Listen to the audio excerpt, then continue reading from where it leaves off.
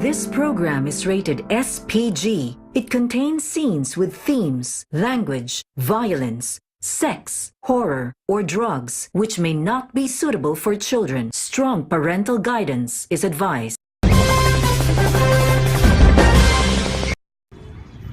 Good afternoon, ladies and gentlemen. I'm Cara Deville, and I'm reporting here live at T-Bart Hall. Due to congestion and excessive traffic, Congressman George Cruz had proposed a bill that requires each citizen to get an ownership license before purchasing a vehicle. This bill also includes a limit to the amount of cars a family could own.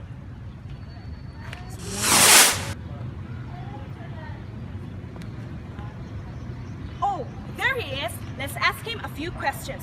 George Cruz. Good afternoon, Congressman. I'm Cara Deville. What kind of benefits will we gain from implementing the car licensure bill? As you know, I represent Zamboanga del Norte, and traffic has been a main problem in our area. Not only that, but congestion in the streets are stagnant. If we implement this law, we can reduce the amount of cars on the road, and we can lessen air pollution by encouraging people to use bikes and see walking as an option. Thank you so much, Congressman. Once again, I am Cara Deville and reporting from ABS-GMA 5. Ganito ba ang gusto nyo? Kayo ang patayin ko. Patayin ko kayong lahat. Mali po ang pumatay. Naka-umuwi ka lang. Tama po ba murahin ang Santo Papa? Hoy ang NPA! Ituro nyo po sa amin ang tama. Napakaganda. Dapat ang mayor muna ang mauna. Mali po mambastos ng babae. Kami ka president dito, Biblagi. Ito po ba ang gusto nyo maging halimbawa para sa amin? The Bottom Line with Boy. Good morning, this is Boy Aquino Soho and you're watching The Bottom Line. Today we're going to talk about how a bill becomes a law in the legislative level. So, for our first segment, we have political analyst Jejo Marcos Doliantes, Alma Pacquiao, and Lini Grace Santiago. Good morning to you too, Boy. Basically, there are various steps a bill must go through before it becomes a law. First off, the member or the bill drafting division of the Reference and Research Bureau prepares and drafts the bill upon the member's request. In the case of the car licensure bill, it was Congressman Cruz who did this process. When a bill is introduced to the House of Representatives, a reading clerk reads the bill to all of the representatives, and the Speaker of the House sends the bill to one of the House standing committees. In the case of the CL bill, it would go to the Committee of Transport. So once the bill reaches the committee, the chairman of the committee determines whether there will be a hearing for the bill and whether there will be a markup. A markup is when the members of the committee officially meet up to offer amendments to make changes to the bills as introduced. The members of the committee, groups of representatives who are expert to the topics, they are the one who review, research, and revise the bill before voting whether or not to send the bill back to the House floor. If the members would like more information before deciding if the bill should be sent to the House floor, the bill is sent to a subcommittee. While in the subcommittee, the bill is closely examined and expert opinions are gathered before it is sent back to the committee for approval. After approval, it is sent or reported to the House floor. Once reported, the bill is ready to be debated in the Philippine House of Representatives. During the debate, representatives discuss the bill and explain why they agree or disagree with it.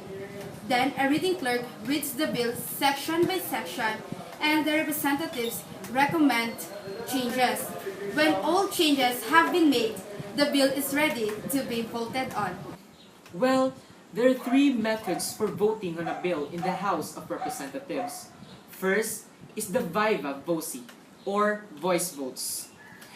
The Speaker of the House asks the representatives who support the bill to say aye, and those who oppose it say no. Second is division. The Speaker of the House asks those representatives who support the bill to stand up and be counted, and those who oppose the bill to also stand up and be counted. And the third method is recorded. Representatives record their vote using the electronic voting system. Representatives can vote yes, no, or present if they don't want to vote on the bill. If a majority of the representatives say or select yes, the bill is delivered to the Philippine Senate. When in Senate, it goes through many of the same steps it went through in the House of Representatives. The Speaker of the House and the Majority Leader of the Senate determine if and when a bill comes before the full body for debate and amendment and final passage. The bill is then discussed in the Conference Committee. A conference committee is constituted and is composed of members from each house of the Senate to settle, reconcile, or thresh out differences or disagreements to any provisions of the bill. This is then reported to the Senate floor to be voted on. The senators vote by voice. Those who support the bill say yes, and those who oppose it say nay. If the majority of the senators say yes, the bill passes in the Philippine Senate and is ready to go to the President. After the conference report has been approved by both the House and the Senate, the final bill is sent to the President. If the President approves of the legislation, he signs it and it becomes law. If the President does not take action for 10 days while Congress is in session, the bill automatically becomes law. If the President opposes the bill, he can veto it, or if it takes no action after the Congress has adjourned its second session, it is a pocket veto and the legislation dies. If the President vetoes a bill, Congress may decide to attempt to override the veto. This requires a 2/3 roll call vote of the members who are present in sufficient numbers for a quorum. And that's practically it. Wow, it seems like a very long process. It sure is. As you heard, who we vote for in Congress will determine what laws our country will abide in. When choosing a candidate to support, it is vital that we consider all aspects of their being.